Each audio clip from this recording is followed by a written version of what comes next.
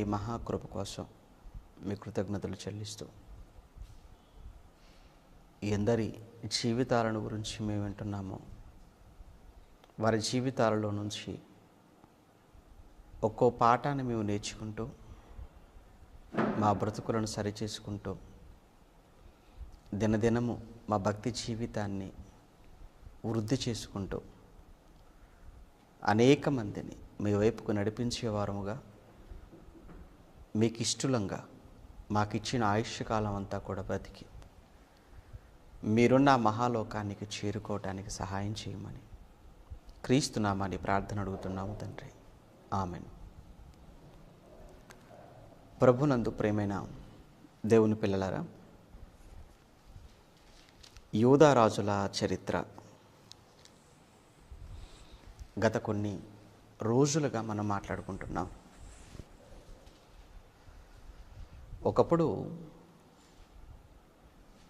ఏకంగా ఉన్న రాజ్యం సమైక్య రాజ్యంగా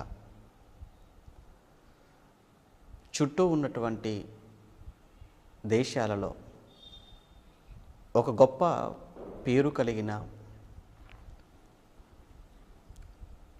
అన్ని విషయాలలో అభివృద్ధి చెందిన దేశంగా ఉన్న పాలస్తీనా లేదా ఇజ్రాయెల్ దేశం రెహబాము కాలంలో రెండుగా విడిపోయినది అని, అలా రెండుగా విడిపోయిన రాజ్యమే ఒకటి ఉత్తర రాజ్యంగా, రెండు దక్షిణ రాజ్యంగా పిలువబడింది అని, ఉత్తర రాజ్యానికి 10 గోత్రాలు, దక్షిణ రాజ్యానికి 2 గోత్రాలు. ఇలా ఉత్తర రాజ్యాన్ని 19 మంది రాజులు, దక్షిణ రాజ్యాన్ని 20 మంది రాజులు పరిపాలించారు అని. ముందుగా ఉత్తర రాజ్యం వారు చేసిన దుష్టమైన, దుర్మార్గమైన, ధర్మశాస్త్ర విరోధమైన, దేవునికి అసహ్యమైన కార్యాలను జరిగించి ఆఖరికి దేవుని కోపానికి, దేవుని శిక్షకు అప్పగింపబడిన వారుగా అష్షూరీయులకు మనం చెప్పుకున్నాం. దేవుడు వారిని శిక్షకు పంపించడానికి ముందు, శిక్షించడానికి ముందు ప్రవక్తలను పంపాడు. ప్రవక్తల చేత హెచ్చరించాడు. కానీ ఏ ప్రవక్త మాట వినినట్లుగా, విని లోబడినట్లుగా మనకు చరిత్రలో కనిపించదు. అందుకే ఆఖరికి ఇశ్రాయేలు రాజ్యంలో ఉత్తర రాజ్యంగా, 10 గోత్రాల రాజ్యంగా సమరయను లేదా షోమ్రోనును రాజధానిగా చేసుకొని పాలించబడిన ఆ 10 గోత్రాలు చెల్లాచెదురైపోయాయి. పట్టణం పతనమైపోయింది. అన్యులు వచ్చి నివసించే ఒక దౌర్భాగ్యకరమైన పరిస్థితి ఆ ఉత్తర రాజ్యానికి ఏర్పడింది. వారిని చూస్తూనే ఉన్నారు దక్షిణ రాజ్యంలో ఉన్నటువంటి 2 గోత్రాల వారు. వారు కళ్ళ ముందు వారికి ఒక పాఠంగానే దేవుడు పెట్టాడు. ఈ 2 గోత్రాల వారిని కూడా దేవుడు హెచ్చరిస్తూనే ఉన్నాడు. వీరి యొద్దకు కూడా దేవుడు ప్రవక్తలు పంపుతూనే ఉన్నాడు. అయినా ఎందుకో వీరిని పాలించిన 20 మంది రాజులు, వారిలో ఎక్కువ మంది, కొద్దిమంది మంచిగా ఉన్నా, న్యాయంగా, యథార్థంగా పరిపాలించిన, వీరిలో కూడా ఎక్కువ మంది చెడు నడితే నడిచినట్లు, దేవునికి అయిష్టులుగానే పాలించినట్లుగా, బ్రతికినట్లుగా, అప్పటికి దేవుడు వారున్న కాలంలో వారిని శిక్షించిన సందర్భాలు కూడా లేకపోలేదు. అయినా వారిలో మార్పు రాక అలా వారు అంతర్ధానమైపోయారు. మరి రాజ్యం పరిస్థితి ఏంటి? రాజ్యం పరిస్థితి ఇప్పుడు ముగింపులోనికి వచ్చింది. అదే ఇప్పుడు మనం మాట్లాడుకుంటున్నాం. ఈరోజు మన ముందున్న రాజు 19వ రాజు. యూదా రాజ్యాన్ని పరిపాలించిన రాజులలో 20 మంది రాజులలో 19వ వాడు. పేరు యెహోయాకీను. ఈ యెహోయాకీను అనేటువంటి పేరుకు అర్థం యెహోవా స్థాపించును. ఇతని తల్లి తండ్రి అలానే ఇతని చరిత్ర మన బైబిల్లో ఎక్కడ చదువుకోగలం? ఇతని పరిపాలనా కాలం ఎంత? ఇతని పరిపాలన ఎలా ఉంది? ఇతని జీవితం మనకు నేర్పే పాఠం ఏంటి? ఇవి మనం మాట్లాడుకుందాం. ప్రియులారా, ముందుగా ఇతని చరిత్రను మనం చదువుకునేటువంటి భాగాలు, ముందుగా దినవృత్తాంతంలో 2వ గ్రంథం 36వ అధ్యాయం. దినవృత్తాంతంలో 2వ గ్రంథం 36వ అధ్యాయములో 9-10 వచనాలు.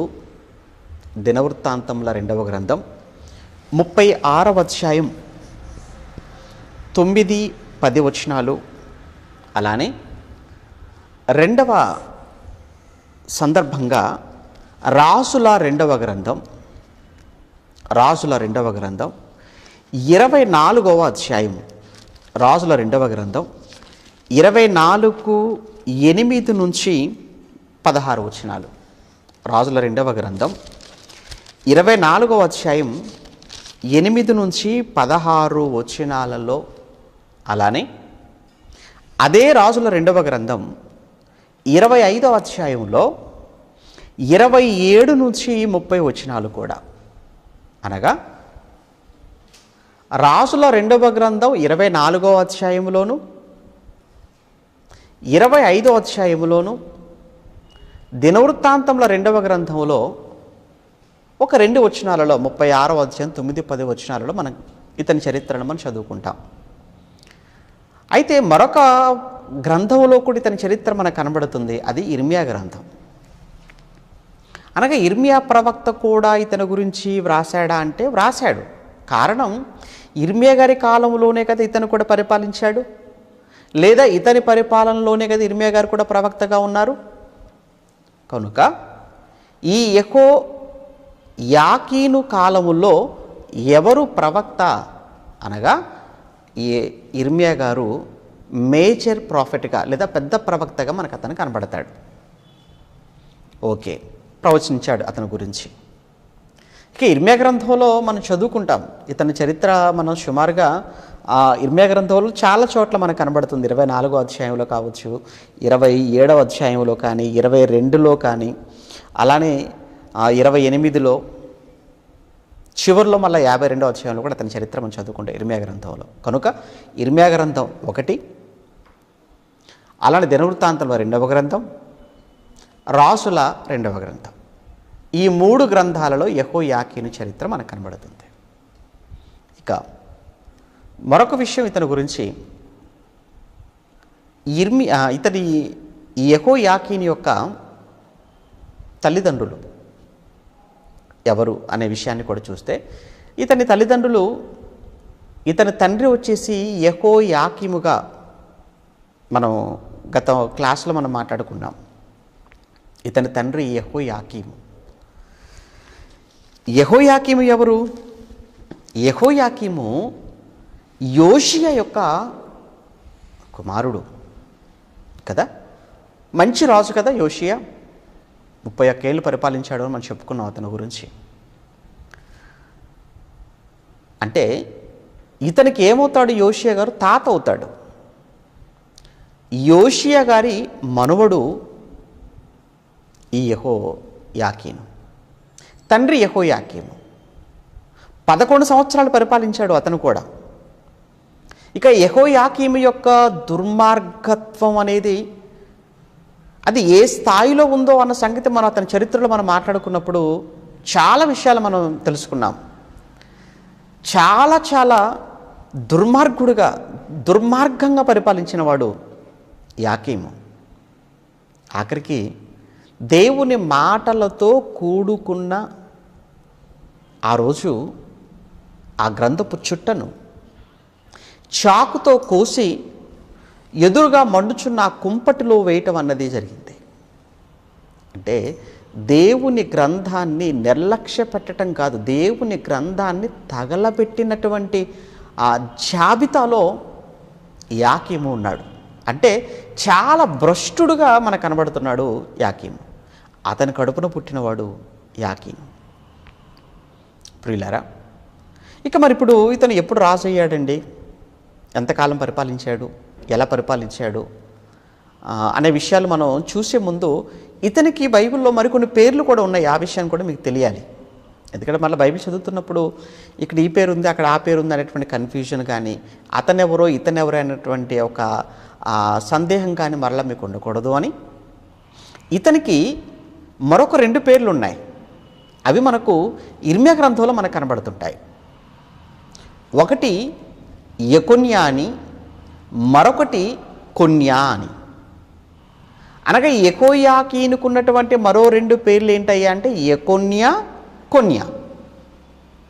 ఒకసారి ముందు ఇతనుకున్నటువంటి యెకొన్యా అనేటువంటి పేరు ఎక్కడ ఉంది అనే విషయాన్ని మనం ముందుగా చూస్తే, ఇర్మియా గ్రంథం, మనకి ఇర్మియా గ్రంథంతో కూడా ఇతని చరిత్ర ముడిపడి ఉంది కనుక మనం ఇర్మియా గ్రంథాన్ని కూడా మనం పదే పదే చదువుతూ ఉండాలి. ఒకసారి చూద్దామా ఇర్మియా గ్రంథం 24వ అధ్యాయం. ఇర్మియా గ్రంథం 24వ అధ్యాయం మొదటి వచనంలో బబులోను రాజైన నెబుకద్నెజరు యూదా రాజైన యెహోయాకీము కుమారుడగు యెకొన్యా అన్నాడు. యెహోయాకీము కుమారుడగు యెకొన్యా 24:1 మనం చూసాం. అలానే అదే ఇర్మియా గ్రంథం 27వ అధ్యాయం 19వ వచనాన్ని కూడా మనం చూస్తే 27:19లో సైతం బబులోను రాజైన నెబుకద్నెజరు యెరూషలేము నుండి యెహోయాకీము కుమారుడైన యెకొన్యా అన్నాడు. అలానే 28వ అధ్యాయం కూడా మనం చూడగలిగితే 28:4లో కూడా బబులోను రాజు కాడిని విరగగొట్టి యెహోయాకీము కుమారుడగు యూదా రాజైన యెకొన్యాను బబులోనుకు చెరగొనిపోయిన యూదులందరినీ అన్నాడు. అనగా ఇక్కడ కూడా యెకొన్యాగా మనకు కనబడుతున్నాడు. అనగా యెహోయాకీమే యెకొన్యాగా ప్రస్తావించబడటం అనేది ఇర్మియా గ్రంథంలో ఇప్పటి వరకు మనం చదువుకున్న మాటలు. అయితే ఇదే ఇర్మియా గారు ఇతన్ని కొన్యాగా కూడా చెప్పటం అన్నది మనం చూస్తుంటాం. ఇది ఎక్కడ? అదే ఇర్మియా గ్రంథం 22వ అధ్యాయం. అదే ఇర్మియా గ్రంథం 22వ అధ్యాయం 24వ వచనాన్ని కూడా మనం చూడగలిగితే, యెహోవా సెలవిచ్చినదేమనగా యూదా రాజైన యెహోయాకీము కుమారుడకు కొన్యా కొన్యా కొన్యా అన్నాడు కదా. అనగా ఇతనుకున్నటువంటి పేర్లు యెహోయాకీము, అలానే యెకొన్యా, ఆ తర్వాత కొన్యాగా మనం చూస్తుంటాం. అంతేకాదు మనం యేసుక్రీస్తు వంశావళిలో కూడా ఇతని పేరు ఉండటం, అక్కడ కూడా ఇతని పేరు యెకొన్యా అని సంబోధించబడటం కూడా మనం చూస్తుంటాం. ఒకసారి అది కూడా చూద్దామా? మత్తయి సువార్త 1వ అధ్యాయం, మత్తయి సువార్త 1వ అధ్యాయం 10వ వచనంలో యూదులు బబులోనికి కొనుపోబడిన కాలములో యోషియా యెకొన్యాను అతని సహోదరులను కనెను అన్నాడు. ఓకేనా? అనగా ఇతనుకున్నటువంటి పేర్లు యెహోయాకీనుకున్న మరొక 2 పేర్లు ఎక్కడెక్కడ ఉన్నాయో అన్న విషయాన్ని కూడా చూసాం. ఇప్పటి వరకు మనం ఎక్కడెక్కడ ఇతని గురించి మనం చదువుకోవచ్చు అనే భాగాలు చూసాం. అలానే ఇతని పేరుకున్న అర్థాన్ని కూడా మనం చెప్పుకున్నాం, యెహోవా స్థాపించును అని. అలానే ఇతనుకున్నటువంటి మరికొన్ని పేర్లు కూడా ఇప్పటివరకు మనం నేర్చుకున్నాం. అయితే ఇతను ఎప్పుడు రాజయ్యాడు? ఓకేనా? ఇతను ఎప్పుడు రాజయ్యాడు అనే దానికంటే ముందు కూడా ఇతని తల్లిదండ్రులు కదా, తండ్రి ఎవరో మనకు తెలుసు. ఎవరు తండ్రి? యెహోయాకీము అని మనం చెప్పుకున్నాం బైబిల్లో ఉన్నదాన్ని బట్టి. మరి తల్లి ప్రస్తావన ఏమైనా ఉందంటే ఉంది, తల్లి ప్రస్తావన కూడా ఉంది. ఇంతకీ తల్లి ఎవరు? తల్లి పేరు నెహుస్తా అని రాయబడింది బైబిల్లో. తల్లి పేరు నెహుస్తా. అయితే ఈవిడ పేరు వచ్చేసి మనకు దినవృత్తాంతములలో మనకు కనిపించదు, కానీ రాజుల గ్రంథకర్త రాశాడు ఇతని పేరు, ఇతని తల్లిగారి పేరు. ఒకసారి చూద్దాం అది కూడా. రాజుల 2వ గ్రంథం 24వ అధ్యాయం. రాజుల 2వ గ్రంథం 24వ అధ్యాయం 8వ వచనంలో చివరి మాట. ఏమండి? 8వ వచనంలో చివరి మాట యెహోయాకీను అని ప్రారంభంలో ఉంది. అతని గురించి మాట్లాడుతున్నాడు. చివరి మాట, యెరూషలేము వాడైన ఎల్నాతాను కుమార్తెయగు నెహుస్తా అతని తల్లి. నెహుస్తా అతని తల్లి అంటే ఈ నెహుస్తా అనేటువంటి ఆవిడ యెరూషలేము పట్టణానికి చెందినటువంటి ఎల్నాతాను కుమార్తె. యెరూషలేము పట్టణానికి చెందిన ఎల్నాతాను కుమార్తె నెహుస్తా. ఈ నెహుస్తానే యెహోయాకీము గారికి భార్య. యెహోయాకీముకు భార్య గనుకనే ఇతనికి తల్లి. అనగా యెహోయాకీని యొక్క తల్లిదండ్రులు అనగానే యెహోయాకీము నెహుస్తా తల్లిదండ్రులుగా మనకు కనబడుతున్నారు. ఓకే, పేరుకు అర్థం. ఇతని ఎక్కడెక్కడ మనం చదువుకోవచ్చు, అతనికి ఉన్నటువంటి మరికొన్ని పేర్లు. 4వ విషయంగా ఇప్పుడు మనం మాట్లాడుకున్నది అతని తల్లి ఎవరు, తండ్రి ఎవరు. రైట్, ఇదంతా కూడా ఇతని పరిచయంగా మనం చూసాం.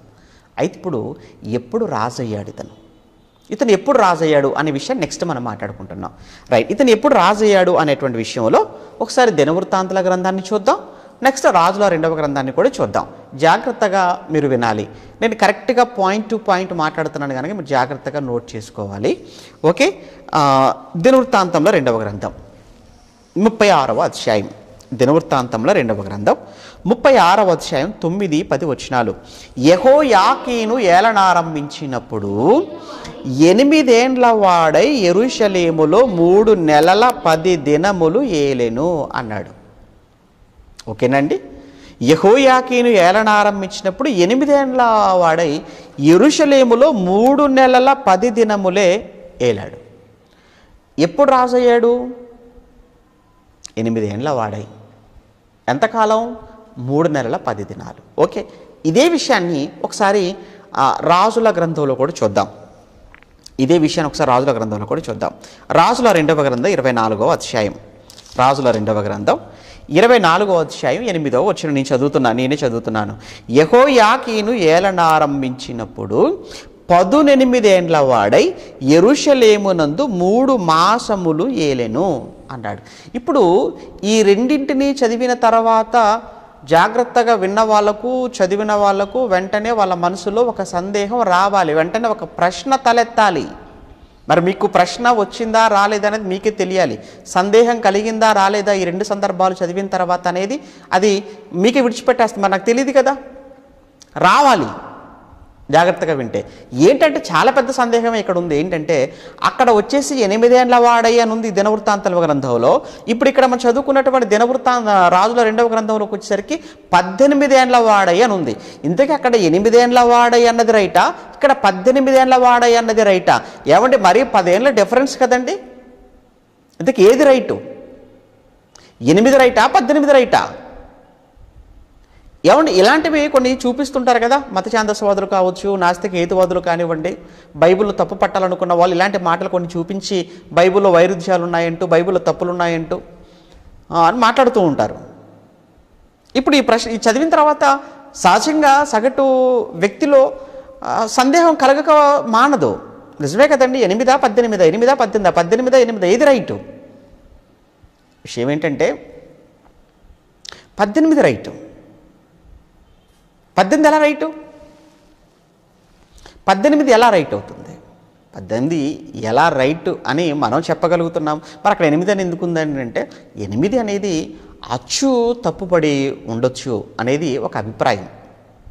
ఎందుకంటేనండి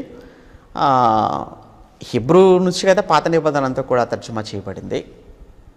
అలానే అన్నీ ఒకేసారి జరిగినవి కూడా కాదు కదా. కనుక ఆ సమయంలో అక్కడ 18కి బదులుగా 8 అనేది జరిగినటువంటి పొరపాటు. అది ఎక్కడ? దినవృత్తాంతంలో గ్రంథంలో. కానీ 18 అనేది ఇదే కరెక్ట్ అని మనం ఎలా అండి మనం అనుకోవడం అనేటువంటిది కూడా మరలా మీకు ఒక ప్రశ్న కదా. 18 కరెక్ట్ అని మనం అనుకోవడానికి బైబిల్లో మనకున్న ఇతని గురించి వ్రాయబడిన మరికొన్ని మాటలే సాక్ష్యంగా మనకు కనబడతాయి. ఏంటంటే ఒకసారి చూద్దాం. 18 అని అనడానికి 18 అని మనం ఎలా అండి చెప్పగలము అన్నప్పుడు ఒకసారి ఇదే రాజుల 2వ గ్రంథంలో, ఇదే రాజుల 2వ గ్రంథం 24వ అధ్యాయం, ఇదే రాజుల 2వ గ్రంథం 24వ అధ్యాయం 15వ వచనం. అతడు అనగా ఎవరు అంటే బబులోను రాజు అని అర్థం. అతడు అంటే బబులోను చక్రవర్తి. అతడు యెహోయాకీనును, మొదటగా జాగ్రత్తగా వినాలి మీరు. ఏమంటే అతడు అనగా బబులోను చక్రవర్తి యెహోయాకీనును రాజు తల్లిని నెహుస్తాను, రాజు తల్లిని, రాజు భార్యలను, అతని పరివారమును, రాజు భార్యలను, భార్య కూడా కాదు, రాజు భార్యలను అన్నాడు. 8 ఏళ్ల వాడికి భార్యలు ఏంటి చెప్పండి? ఏమండి, 8 ఏళ్ల వాడికి భార్యలా? కాదు కదా. కనుక 18 అని మనం అనుకోవడానికి, నమ్మడానికే బైబిల్లో బలమైనటువంటి ఆధారం ఉంది. కనుక మీరు ఫిక్స్ చేసుకోవాలి అన్నప్పుడు ఇప్పుడు 18 అంటే రాజుల గ్రంథంలో ఉన్న ఈ 18 అనేది కరెక్ట్. ఓకే, ఎంతకాలం పరిపాలించాడు అని చెప్పారు ఇద్దరు కూడా? 3 నెలలు, అంతే కదండి. 3 మాసములు, అక్కడ 3 నెలల 10 రోజులు అని ఇంకా రోజులు కూడా మెన్షన్ చేశాడు ఆయన. ఎవరు? దినవృత్తాంతముల గ్రంథకర్త వచ్చేసి రోజులతో సహా మెన్షన్ చేశాడు. ఇతను వచ్చేసి ఏంటంటే రాజుల గ్రంథకర్త వచ్చేసి కేవలం 3 నెలలు అన్న విషయాన్ని మాత్రం చెప్పాడు ఆయన. రోజులు వదిలేస్తాడు, ఎందుకంటే 3 నెలలు అంటే సరిపోతుంది అన్న ఉద్దేశంతో. కనుక ఈ విషయంలో పెద్దగా మనం ఆలోచించాల్సిన అవసరం లేదు. కనుక 18 ఏళ్ల వాడై 3 నెలలు మాత్రమే పరిపాలించాడు. కనుక ఎప్పుడు రాజు అయ్యాడు అనేటువంటి విషయంలో కూడా మనకు ఒక క్లారిటీ వచ్చేసింది. రైట్, ఇప్పుడు నెక్స్ట్ మనం తెలుసుకోవాల్సిన అతి ప్రాముఖ్యమైన సంగతి ఏంటంటే, మరి 3 నెలల కాలంలో అతను ఎలా పరిపాలించాడు? 3 నెలల కాలంలో అతని పాలన ఏంటి? ఆ తర్వాత ఏం జరిగింది? ఆ తర్వాత అతని ముగింపు ఏంటి? ఇతని నుంచి మనం ఏం నేర్చుకోగలం 3 నెలల పరిపాలించినటువంటి వ్యక్తి గురించి? అంటే చాలా ఉన్నాయండి, చాలా ఉంది. ఏంటన్నది ఇప్పుడు మనం చూద్దాం. రైట్, ఇప్పుడు ఇతని పరిపాలన ఎలా ఉంది అనే విషయాన్ని ముందుగా దినవృత్తాంతాల గ్రంథకర్త ఏం చెప్పాడో అది చదువుకొని మరలా మన రాజుల గ్రంథంలోకి వచ్చేద్దాం. ముందు దినవృత్తాంతాల గ్రంథంలోకి వెళ్ళిపోదాం ఒకసారి. దినవృత్తాంతంల 2వ గ్రంథం 36వ అధ్యాయం. దినవృత్తాంతముల 2వ గ్రంథం 36వ అధ్యాయం 9వ వచనం నుంచి. యెహోయాకీను ఏలన ఆరంభించినప్పుడు 8 ఏళ్ల వాడు యెరూషలేములో 3 నెలల 10 దినములు ఏలెను. అతడు యెహోవా దృష్టికి చెడు నడత నడిచెను. అంటే మొట్టమొదటగా ఇతని గురించి మనం ఇప్పుడు మాట్లాడుకోబోతున్న ఈ సమయంలో ఇతని గురించి, అంటే ఇతని యొక్క దోషాల లేదా ఇతని తప్పుల, ఏమంటే ఇతని జీవితంలో అతను చేసిన పొరపాట్ల అని మనం అనుకుంటే వాటిలో మొట్టమొదటిది ఏంటి అన్నప్పుడు, మొట్టమొదటిది అతడు యెహోవా దృష్టికి చెడు నడత నడిచాడు. ఇది నెంబర్ 1. యెహోవా దృష్టికి చెడు నడత నడిచాడు. ఇప్పుడు చెడు నడత అన్నాడు అంటే ఏంటి? ఎలా చెడు నడత? ఏం చెడు చేశాడు? ఎలా చెడుగా నడుచుకున్నాడని ఎలా చెప్పటం అనేటువంటి మళ్ళా అనేకమైన ప్రశ్నలు కదా. వీటికి మళ్ళా రాజుల గ్రంథకర్త మళ్ళీ ఆయన చక్కగా చెప్తున్నాడు. రాజుల గ్రంథకర్త కొంచెం వివరణ ఇస్తున్నట్టుగా మనకు కనబడుతుంది. ఒకసారి మళ్ళీ అక్కడికి వెళ్దాం, మనం రాజుల గ్రంథానికి వెళ్ళొద్దాం. ఏమంటే రాజుల 2వ గ్రంథం మరలా మనం 24వ అధ్యాయానికి వెళ్దాం. రాజుల 2వ గ్రంథం 24వ అధ్యాయముల్లో ఏమండి, రాజుల 2వ గ్రంథం 24వ అధ్యాయం 9వ వచనం.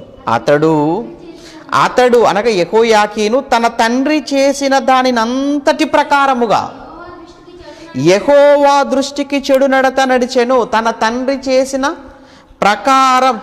దాని అంతటి ప్రకారముగా అన్నాడు. అంటే ఇతడు ఎవరిని మోడల్గా పెట్టుకున్నాడు, ఇతను ఎవరిని మాదిరిగా పెట్టుకున్నాడు అన్నప్పుడు, మార్గదర్శిగా పెట్టుకున్నాడు అని అంటే తన తండ్రిని మార్గదర్శిగా పెట్టుకున్నాడట. ఎందుకండి తండ్రిని మార్గదర్శిగా పెట్టుకోవాలి? ఎందుకండి అతన్ని మోడల్గా మాదిరిగా పెట్టుకోవాలి చెప్పండి? చెడుగా నడిచిన వాడిని మాదిరిగా పెట్టుకోవాలా? మంచిగా నడిచిన వాడిని మాదిరిగా పెట్టుకోకూడదా? ఏంటో తెలియదు. ఈరోజు చాలామంది మనుషులు కూడా మనం చూస్తుంటే చెడుగా నడిచేటువంటి వాళ్ళనే మాదిరిగా పెట్టుకుంటారు. వాళ్ళు మాట్లాడలేదా? వాళ్ళు మాట్లాడితే తప్పు కాదా? వీళ్ళు చేస్తే తప్పు కాదా? నేను మాట్లాడితేనే తప్ప, నేను చేస్తేనే తప్ప? వాళ్ళతో ఎందుకయ్యా నిన్ను నువ్వు పోల్చుకుంటున్నావు? వాళ్ళతో నీకేంటయ్యా? అలా అనుకుంటే మంచిగా నడిచే వాళ్ళు కూడా ఉన్నారు కదా, మంచిగా మాట్లాడిన వాళ్ళు కూడా ఉన్నారు కదా. మరి మంచిగా నడిచిన వాళ్ళు, మంచిగా మాట్లాడిన వాళ్ళు, వాళ్ళని ఎందుకు మాదిరిగా పెట్టుకోవు నువ్వు? ఇది నీ తప్పది. ఇప్పుడు ఇక్కడ ఈ యెహోయాకీను చేస్తున్నటువంటి తప్పు కూడా అదే. తన తండ్రి చేసిన దాని అంతటి ప్రకారంగా అన్నాడు. తాత చేసిన దాని అంతటి ప్రకారంగా నడవచ్చు కదా. తాత ఎవరు? యోషియా. యోషియా యథార్థవంతుడు. యోషియా చాలా భక్తిపరుడు. తన బ్రతికిన దినాలన్నిటిలో కూడా దేవునికి ఇష్టడుగా, యోగ్యుడిగా బ్రతికినవాడిగా మనకు కనబడుతున్నాడు. అటువంటప్పుడు ఈ యెహోయాకీను తండ్రిని కాకుండా తాతని ఎందుకు మాదిరిగా పెట్టుకోలేదు? మీరైనా నేనైనా మనం ఎవరమైనా సరే ఎందుకు చెడుగా నడిచే వాళ్ళని ఎందుకు మాదిరిగా పెట్టుకోవాలి? మంచి చేసేవారిని, మంచిగా నడిచేవారిని మనం ఎందుకు మాదిరిగా పెట్టుకోకూడదు అనేది ప్రశ్న. అర్థమవుతుందా?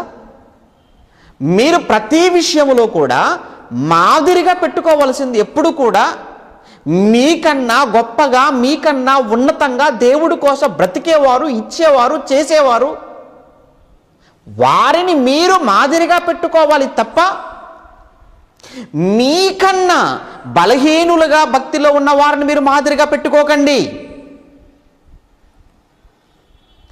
అందుకే మనిషి అన్నవాడు ఏదో ఒక రోజున బలహీనుడిగా మారిపోతాడు అన్న సంగతి తెలుసు గనకనే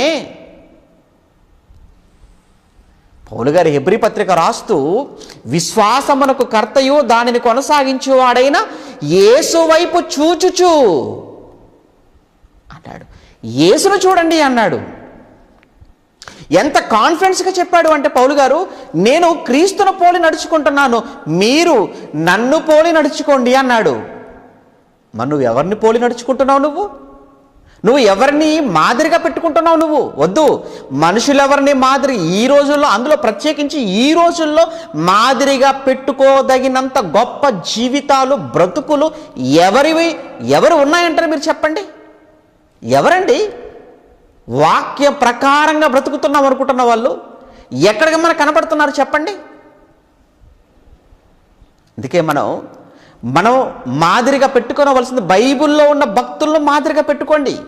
వీళ్ళు మనకు మార్గదర్శకులు. ఎందుకంటే వీళ్ళు ఆల్రెడీ బ్రతికిన వాళ్ళు కనుక ఒకవేళనండి ఈ రోజు కూడా ఒకవేళ పెట్టుకోవాలి మాదిరిగా అనుకుంటే, దేవుడి కోసం గొప్పగా బ్రతికి చచ్చిపోయిన వాళ్ళు ఎవరైతే ఉన్నారో వారిని మీరు చూడండి. పర్వాలేదు, గొప్పగా బ్రతికిన వాళ్ళు. ఇప్పుడు బ్రతుకుతున్న వాళ్ళనా చెప్పలేము.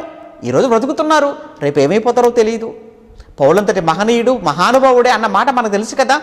ఇంత చేస్తున్నాను, ఆఖరికి నేనే భ్రష్టునైపోతానేమోనని చెప్పి నేను నా శరీరమును దినదినముకుని నలగొట్టుకుంటున్నాను మాట్లాడిన పౌలు గారి మాట వింటున్నప్పుడల్లా భయం కలుగుతుంటుందండి. జ్ఞాని కదండి ఆయన. మహాజ్ఞానానికి నిలయం కదా పౌలు గారు, జ్ఞాన నిధి కదా పౌలు గారు. జ్ఞాని ఏమయ్యను, శాస్త్రి ఏమయ్యను, ఈ లోకపు తర్కవాది ఏమయ్యను అని ఆ రోజు కొరింథీలో, ఆ రోజు ఉన్నటువంటి అకయ, గ్రీసు ఆ ప్రాంతంలో సవాలు చేసి పిలిచాడు కదా. ఆ రోజు జ్ఞానతత్వ వాదముతో విర్రవీగిపోతూ ఆ రోజు హేళన చేస్తున్నటువంటి సమయం అది. లోక జ్ఞానమే గొప్పదనుకుంటున్న కాలం అది. ఆ రోజుకే ఎప్పుడు ఏదో క్రొత్త సంగతులు వినటంలోనే ఆ టైం అంతా గడిపేసేటువంటి పట్టణాలు ఆ ఏథెన్సు పట్టణం అది. అలాంటి ప్రాంతంలో ఉన్న కొరింథీ సంఘానికి ఆయన రాసిన పత్రికలో ఉన్న మాట అనేది మనం చెప్పుకున్న మాట. జ్ఞాని ఏమయ్యను, శాస్త్రి ఏమయ్యను, ఈ లోకపు తర్కవాది ఏమయ్యను, పరిపూర్ణులైన వారి మధ్య మేము జ్ఞానమును బోధించుచున్నాము అన్నాడు. అంత గొప్ప జ్ఞాని మళ్ళా అదే పత్రికలోకి వెళ్ళేటప్పటికి 9వ అధ్యాయానికి ఏమంటే 7లోను 9లోను వెళ్ళేటప్పటికి అంటాడు, చివరికి వెళ్ళేటప్పటికి ఏమంటాడు, ఇదిగో ఆఖరికి నేనే అందరికీ ప్రకటించిన తర్వాత నేనే భ్రష్టునైపోదునేమో అని నా శరీరమును నలగొట్టుకుంటున్నాను అని భయపడిపోయాడు. అంటే తన శరీరం నిజం. మీరు అనుకోవచ్చు శరీరం చాలా మంచిదని. మన శరీరం అంత మంచిదా? శరీరాన్ని బట్టే కదండి కోరికలు. ఆ కోరికలు తీర్చుకోవడానికే కదండి పాపం చేస్తున్నారు. శరీర సంబంధమైన శరీరములో పుడుతున్న ప్రతి తప్పుడు కోరికను తీర్చుకోవటానికే మనిషి ఈరోజు చేయని నేరం, చేయని దారుణం ఈరోజు లేదండి. మీలో యుద్ధములు పోరాటములు దేని నుండి కలుగుచున్నవి అన్నాడు. ఏంటి యుద్ధాల వరకు? యుద్ధాల వరకు, పోరాటాల వరకు, యుద్ధాలకు, పోరాటాలకు, అన్యాయాలకు, అక్రమాలకు ఏంటి రీజన్? ఏంటి కారణం? మీ శరీరములో కోరికలు కాదు, భోగేచ్ఛలు అన్నాడు. కోరిక తప్పు కాదండి, భోగేచ్ఛలు, విలాసవంతమైన కోరికలు, అవి నిన్ను దోషిగా, నేరస్తుడిగా చేస్తాయి. కోరిక అనేది ఆకలి అవుతుంది అన్నం తినాలి, అది కోరిక. దాహం అవుతుంది నీళ్లు తాగాలి, అది కోరిక. శరీరం కనుక కప్పుకోవడానికి బట్ట కావాలి, అది కోరిక. కోరిక పర్వాలేదు, కానీ విలాసవంతమైన కోరికలు, అవి గొంతమ్మ కోరికలు అంటారు చూసారా భాషలో, అవే కదా నిన్ను తప్పుడు మార్గంలోనికి నడిపిస్తున్నాయి. అవే కదా నీ భ్రష్టుడిగా మారుస్తున్నాయి. అందుకే మనుషులు కాదు, మనకు మోడల్ ఎవరు? బైబిల్. ఏమండి మనకి హీరోలు ఏమండి వీళ్ళు కాదండి, వీళ్ళు కాదు. సినిమాలు నటించే వాళ్ళు మనకు మాత్రమే కాదండి. బైబిల్లో ఉన్న వాళ్ళు వీళ్ళ రియల్ హీరోస్ అండి. బైబిల్లో ఉన్న వాళ్ళు రియల్ హీరోస్.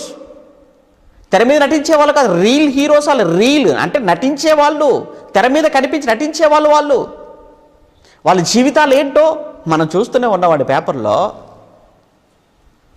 ఎంతమంది అండి అక్రమ సంబంధాలలో పట్టుబడిన వాళ్ళు లేరా? మద్యం తాగి వాహనం నడిపి యాక్సిడెంట్ చేసిన వాళ్ళు మనకు కనిపించడం లేదా? మత్తు పదార్థాలు ఏమండి వాడకూడని ప్రభుత్వం నిషేధించిన వాటిని వాడి పట్టుబడిన వాళ్ళు లేరా? ఏంటండి వాళ్ళు మనకు మోడల్ అండి, వాళ్ళంటే మనకు మాదిరి. మీరు చూశారు కదా, టాలీవుడ్ మొదలుకొని బాలీవుడ్ వరకండి, తీగలాగితే డొంకంత కదిలినట్టుగా డ్రగ్స్ కేసులో హీరోలే కాదు హీరోయిన్లు సైతం పట్టుబడటం అన్నది ఆరోపణలు ఎదుర్కొన్నారు వాళ్ళు కూడా. ఎంత దారుణం! అప్పటి వరకు వాళ్ళు దేవుళ్ళు, అప్పటి వరకు వాళ్ళు హీరోలు అనుకున్నారు, అప్పటి వరకు వాళ్ళకు ఫ్లెక్సీలు కట్టారు, దండలు వేశారు, సెల్యూట్ కొట్టారు, వాళ్ళ కోసం బట్టలు చింపుకున్నారు, వాళ్ళ కోసం ఎన్నో కార్యక్రమాలు చేశారు, ఆఖరికి చంపుకున్నారు, గుడులు కూడా కట్టేశారు. వద్దండి, నీ తల్లిదండ్రుల కంటే గొప్ప వాళ్ళ? నీ తల్లి తండ్రి కంటే గొప్పనా? ఒకవేళ అంతగా అభిమానించాలి, ప్రేమించాలి అనుకుంటే నీ తల్లి నిన్ను నవమాసాలు మోసిన తల్లి అయ్యా, నిన్ను కన్న తల్లి అయ్యా, నిన్ను పెంచి నీ వేలు పట్టు చేయి పట్టుకుని నడిపించినవాడు నీ తండ్రి, నిన్ను భుజానికి ఎత్తుకున్నవాడు నీ తండ్రి, నీ ప్రాణం కొరకు తన ప్రాణాన్ని ధారపోసినవాడు నీ తండ్రి. అసలు నీ మనసులో ఒకవేళ లోకపరంగా హీరో అంటే నీ తండ్రి, హీరోయిన్ అంటే నీ తల్లి, వీళ్ళను నువ్వు గౌరవించు, వీళ్ళను పూజించు. ఒకవేళ వాళ్ళతో పోల్చుకో, వద్దు, వాళ్ళు కాదు. నీ జన్మనిచ్చిన నీ తల్లి తండ్రి కంటే గొప్ప వాళ్ళు ఎవరు లేరు ఈ భూమి మీద. క్రైస్తవుల కోసం చెప్తున్న మాట. నీకెవరు రోల్ మోడల్? ఎవరు నీకు?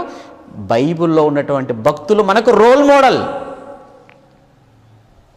ఎందుకు చెడ్డవారిని మాదిరిగా పెట్టుకుంటున్నారు? అలా చెడువారిని మాదిరిగా పెట్టుకొని చెడు చేసి చెడు నడత నడిచి ఆఖరికి వీడి జీవితం ఏమైపోయిందో చూస్తారు ఇప్పుడు మీరు. ఎవరిది? యెహోయాకీనుది. ఏమండి ఏం చదువుకుంటున్నాం మనం? మళ్ళీ వచ్చేద్దామా? రాజుల 2వ గ్రంథం 24, రాజుల 2వ గ్రంథం 24వ అధ్యాయం 9. అతడు తన తండ్రి చేసిన దాని అంతటి ప్రకారముగా యెహోవా దృష్టికి చెడు నడత నడిచాను. ఇతనే చెడు నడత నడిచాడు. చెడు నడత నడిచిన యెహోయాకీను. ఓకే, ఇది మొదటిది.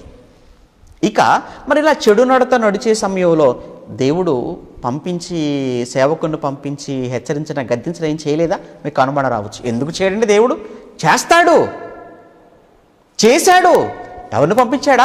మరి ఆ రోజుకున్న ప్రవక్త ఇర్మియా గారిని పంపించాడు. వెళ్ళాడా? ఇర్మియా గారు వెళ్ళాడు. చెప్పాడు. ఏం చెప్పాడో చూస్తారా? ఏం చెప్పాడు ఇర్మియా గారు? యెహోయాకీనుతో ఏం చెప్పాడు చూస్తారా? చూద్దాం. ఇర్మియా గ్రంథానికి వెళ్ళాలి. ఇర్మియా గ్రంథం 22వ అధ్యాయం. ఏమండి? ఇర్మియా గ్రంథం 22వ అధ్యాయం. ఇర్మియా గ్రంథం 22వ అధ్యాయం చూద్దాం. ఇర్మియా గ్రంథం 22, 24 నుంచి చదువుకుందామండి. ఇర్మియా గ్రంథం 22వ అధ్యాయం 24. యెహోవా సెలవిచ్చినది ఏమనగా చెప్తున్నాడు. యెహోవా సెలవిచ్చినది ఏమనగా, యాకీను, యెహోయాకీము కుమారుడు కొన్యా అంటే కొన్యా నా కుడి చేతికి శిఖా ఉంగరముగా ఉండిన. శిఖా ఉంగరము ఏంటి? శిఖా ఉంగరం అంటే ఇంగ్లీష్ బైబిల్లో మీరు చూస్తానండి, ఇదే వచనాన్ని మీరు ఇంగ్లీష్ బైబిల్లో చూడండి, సిగ్నెట్ రింగ్ అన్నాడు దాన్ని. సిగ్నెట్ రింగ్ అన్నాడు. అంటే సిగ్నెట్ రింగ్ అంటే సరిగ్గా తెలుగులో ముద్ర ఉంగరము అంటారు. సిగ్నేచర్ అంటాం కదా, సిగ్నేచర్ అంటే సంతకం కదా. సిగ్నెట్ రింగ్ అంటే ముద్ర ఉంగరం. అంటే ఆ రోజుల్లోనండి ఏదైనా ఒక శాసనం అనేది చేసిన తర్వాత, చట్టం చేసిన తర్వాత ఆ చట్టాన్ని, ఆ శాసనం ఏదైతే ఉందో దానిని రాజుగారు ఆమోద ముద్ర వేయాలి. రాజుగారు ఆమోద ముద్ర వేయాలి. రాజుగారు సంతకం, రాజుగారి ముద్ర అంటే ఖచ్చితంగా ఆయన చేతుకున్నటువంటి రింగు, ఆ రింగును ఏమండి, ఆ రింగుకు ఆ సిర, ఆ లక్క అంటాం కదా, దానిని అంటించి దాని మీద వేసినప్పుడు ఆ ముద్ర, అప్పుడు అది అధికారికంగా బయటికి వెళుతుంది. అది ముద్ర. మనం ఎక్కడ చదువుకుంటామంటే ఈ ఎస్తేరు గ్రంథంలో కూడా మనం చదువుకుంటామండి ఈ విషయాన్ని. వాడు కుట్ర చేస్తాడు కదండి, ఏమంటే హామాను వాడు కుట్ర చేస్తాడు కదా, మొర్దెకై యూదులకు వ్యతిరేకంగా హామాను వాడు కుట్ర చేస్తాడు కదా, యూదులంతా చంపించేటువంటి కుట్ర చేసినప్పుడు అతను సంతకం పెడతారు కదా, ముద్ర వేస్తారు కదా ఉంగరంతో. ఎవరు? అహష్వేరోషు. అలానే మీకు అర్థం కాదు, ఇంకొక మాట కూడా బైబిల్లో చూపిస్తాను మీకు. ఇది దీని గురించి, ఉంగరం గురించి వచ్చింది కాబట్టి ఒకసారి హగ్గయి గ్రంథం చూద్దామా. హగ్గయి గ్రంథం 2వ అధ్యాయం. ఏమండి, హగ్గయి గ్రంథం, హగ్గయి, జకరియా చదువుకోండి, అప్పుడు బైబిల్ తొందరగా దొరుకుతుంది మనకు. హగ్గయి 2వ అధ్యాయం 23వ వచనం. హగ్గయి గ్రంథం 2వ అధ్యాయం 23వ వచనంలో, నా సేవకుడవును షయల్తీయేలు కుమారుడవునైన జెరుబ్బాబేలు, నేను నిన్ను ఏర్పరచుకొని ఉన్నాను గనుక ఆ దినమున నేను నిన్ను తీసుకొని ముద్ర ఉంగరముగా చేతును అన్నాడు. చూసారా? ఆ దినం మన జెరుబ్బాబేలుతో చెప్తున్నాడు అనమాట. జెరుబ్బాబేలు కోసం, జెరుబ్బాబేలుతో మాట్లాడుతున్న మాట ఏంటంటే, జెరుబ్బాబేలును నేను నిన్ను తీసుకొని ముద్ర ఉంగరముగా చేతును అన్నాడు. జెరుబ్బాబేలునేమో ముద్ర ఉంగరముగా చేతును అన్నాడు. ఇక్కడ ఇతని గురించి మాట్లాడుతూ, శిఖా ఉంగరముగా ఉండినను నా కుడి చేతికి నా కుడి చేతి వేలుకు ఆ ఉంగరపు టేలుకు పెట్టుకునే ఒక శిఖ, అధికారము కలిగినటువంటి ఒక గొప్ప ఏమంటారు, గొప్ప సూచనగా ఉండేటువంటి, గుర్తింపు చిహ్నం కలిగినటువంటి ఆ ఉంగరము కలిగి ఉండినను, నువ్వు కలిగి ఉన్నావు అంటే దాని అర్థం ఏంటంటే, యెహోయాకీను నువ్వు అనామకుడు అని అంటే నువ్వు చాలా చిన్నవాడివి, యోగ్యత లేనివాడివి. అయినప్పటికీ నేను తీసుకుని వచ్చి సింహాసనం మీద కూర్చోబెట్టాను, ఒక అధికారాన్ని చేతికిచ్చాను కదా. కానీ దేవుడుగా నిన్ను నమ్మి నేను తీసుకుని వచ్చి సింహాసనం మీద కూర్చోబెట్టి అధికారాన్ని చేతిలో పెడితే నువ్వు చేసినదేమిటి? నువ్వు కూడా నీ తండ్రి నడిచిన మార్గం నడుస్తున్నావు కదా, నీ తండ్రి చేసిన చెడంతటి ప్రకారం నువ్వు కూడా చేస్తున్నావు కదా. కనుక నీకు అంత గొప్ప ధన్యత, అంత గొప్ప అధికారాన్ని నేను నీకు ఇచ్చినప్పటికీ, శిఖా ఉంగరముగా నేను నిన్ను కూర్చోబెట్టినప్పటికీ ఉపయోగం లేదు కదా. అందుకే నేనేం చేయబోతున్నాను అని అంటే, నిన్ను శిఖా ఉంగరముగా నీవు ఉండినను దాని మీద నుండి నేను నిన్ను ఊడదీసేస్తాను అన్నాడు. అంటే నీకున్న అధికారం పోతుంది. అప్పటికి ఏం జరిగింది అని అంటారా, ఈ 3 నెలల కాలంలోనే మనోడు ఒక పెద్ద మాస్టర్ ప్లాన్ చేశాడండి. ఏంటి ఆ మాస్టర్ ప్లాన్ అంటే, పక్కన ఐగుప్తు ఉంది కదా, ఐగుప్తు ఇప్పుడు బబులోనికి అప్పగించేశాడు దేవుడు. 70 సంవత్సరాలు బబులోనికి వెళ్ళిపోవాలి, చెరలోనికి వెళ్ళిపోవాలి, బబులోనికి 70 సంవత్సరాలు లోబడాల్సిందే. అది ఆల్రెడీ తన తండ్రి కాలంలో మొదటి అటాక్ జరిగిందని చెప్పి మనం మాట్లాడుకున్నాం గతంలో. కనుక 70 years అయిపోవాల్సిందే. కానీ ఇతడు ఏం చేశాడు అని అంటే, బబులోనికి లోబడాలి, శిక్షాకాలం లోబడాలి. అది దేవుని యొక్క ఆజ్ఞ, బబులోనికి లోబడాలి ఆజ్ఞ. కానీ బబులోని మీదకి తిరగబడే ప్రయత్నం చేశాడు. ఎవరితో కలిసి? ఐగుప్తుతో కలిసి. అంటే దేవుడు కదా శిక్షిస్తున్నాడు, దేవుడు కదా శిక్ష అమలు చేస్తున్నాడు. దేవుడు శిక్ష అమలు చేస్తుంటే సైలెంట్గా ఉండు, తిరగబడకు. నువ్వు తిరగబడుతున్నావు, బబులోని మీదకి తిరగబడుతున్నావు అంటే అర్థం ఏంటో తెలుసా? దేవుని మీదకి తిరగబడుతున్నావు, దేవుని శిక్షను ఎదిరిస్తున్నావు అని అర్థం. పిల్లలు తప్పు చేస్తారు, పిల్లలు తప్పు చేసినప్పుడు తల్లిగా తండ్రిగా నువ్వు దండించాలి బెత్తంతో. నువ్వు దండిస్తున్నప్పుడు పిల్లలు నీ మీదకి తిరగబడుతున్నారా? కొడుకు నీ మీద తిరగబడుతున్నాడా? నీ కూతురు నీ మీద తిరగబడుతుందా? ఒక తల్లిగా తండ్రిగా వారు చేసినటువంటి దోషానికి, వారు చేసిన తప్పుకు నువ్వు వారిని గద్దించినప్పుడు మరలా వాళ్ళు తిరిగి రివర్స్లో మాట్లాడుతున్నారా నీకు? నువ్వు బెత్తం పట్టుకుంటే వాళ్ళు మరలా నీ మీదకి తిరగబడుతున్నారా? వాళ్ళు అలా తిరగబడుతున్నారు అని అంటే యెహోయాకీను జీవితం ఎలా ముగిసిపోయిందో నీ పిల్లల జీవితం కూడా అలానే ముగిసిపోతుంది. పిల్లలుగా మీరు మీ తల్లిదండ్రులు శిక్షించినప్పుడు వారి శిక్షకు లోబడండి. వారి శిక్షకు మీరు లోబడండి. వారు మిమ్మల్ని ఊరకనే శిక్షించరు. వారు మిమ్మల్ని ఊరకనే శిక్షించరు. వారు మిమ్మల్ని శిక్షించటంలో కూడా దేవుని ప్రేమ, తల్లిదండ్రుల ప్రేమ ఉంది. ప్రేమ ఉంది కనుకనే శిక్షిస్తారు. ప్రకటన గ్రంథంలో మంచి మాట అంటాడు కదండి. ప్రకటన గ్రంథంలో మేబీ ఏమంటే శిక్ష కోసం మాట్లాడినటువంటి మాటల్లో 3వ అధ్యాయం అనుకుంటాను, సంఘం కోసం మాట్లాడుతున్నప్పుడు ఒక మంచి మాట అంటాడు ఆయన. 3వ అధ్యాయం ప్రకటన గ్రంథంలో చూద్దాం ఒకసారి. ఏమండి ప్రకటన గ్రంథం 3వ అధ్యాయం 19వ వచనం. నేను ప్రేమించు వారిని అందరినీ అన్నాడు, చూసారా ఆయన? ఏమండి లవోదికీలో ఉన్న సంఘం కోసం మాట్లాడుతున్న మాట అండి అది. నేను ప్రేమించు వారిని అందరినీ గద్దించి శిక్షించుచున్నాను. అంటే యూదా మీద ఇంకా యెరూషలేము మీద ఆయనకు ప్రేమ. అందుకే బబులోను చేత శిక్షిస్తున్నాడు, ఇర్మియా చేత గద్దిస్తున్నాడు, బబులోను చేత శిక్షిస్తున్నాడు అని అంటే ఏముందన్నమాట? యూదా మీద ఇంకా ప్రేమ. ఆ శిక్షకు, ఆ గద్దింపుకు వాళ్ళు ఏమైపోవాలి? యెహోయాకీను కానీ యెరూషలేములో ఉన్నవారు కానీ లోబడిపోవాలి. కానీ లోబడక తిరగబడుతున్నారంటే ఏమండి? లోబడక తిరగబడుతున్నారంటే ఇప్పుడు ప్రస్తుతం అట అందరూ కూడా దేంతో యుద్ధం చేస్తారు? కరోనాతో యుద్ధం చేస్తున్నారట. నిజమా? ఏంటి కరోనాతోనే యుద్ధమా? చేశారా? గెలిచారా మరి కరోనాతో? అంటే కరోనా చచ్చిందా, మనుషులు చచ్చారా? మీరు చెప్పండి. గెలుపు అంటే అదే కదండి. ఇంతకీ ఎవరు చచ్చిపోయారు?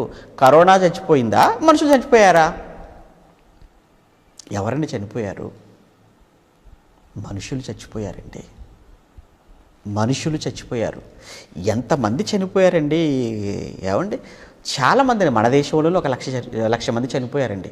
మన దేశంలోనే 1,00,000 చనిపోయారు. అమెరికాలో 2 లక్షల మంది చనిపోయారండి ఈ కరోనా వలన. ప్రపంచవ్యాప్తంగానంటే సుమారుగా 1.3 మిలియన్స్, 1.32 మిలియన్స్ అంటే ఏంటి, 1 మిలియన్ అంటే 10 lakhs కదా. అంటే సుమారు 10 లక్షల మందికి పైగా కరోనాతో పోరాటమా, కరోనాతో యుద్ధమా? గెలిచారా మరి? 10 లక్షల మంది ప్రాణాలు పోగొట్టుకున్నారంటే దేవుని ఉగ్రత మర్చిపోకూడదు. దేవుని ఉగ్రత. ఇక్కడ మీరు సైలెంట్గా దేవుడికి లోబడే ప్రయత్నం చేయాలి. దేవుడి ఎదుట మోకరించి పశ్చాత్తాపడి కన్నీళ్లు పెట్టుకొని క్షమించమని దేవుణ్ణి అడిగితే దేవుడు ఎందుకండి ఆయన మనసు కరిగిపోదు. దేవుడు మనసు అండి వెన్నలాంటిదండి. నిజంగా దేవుడు వెంటనే ప్లీజ్ అయిపోతాడండి.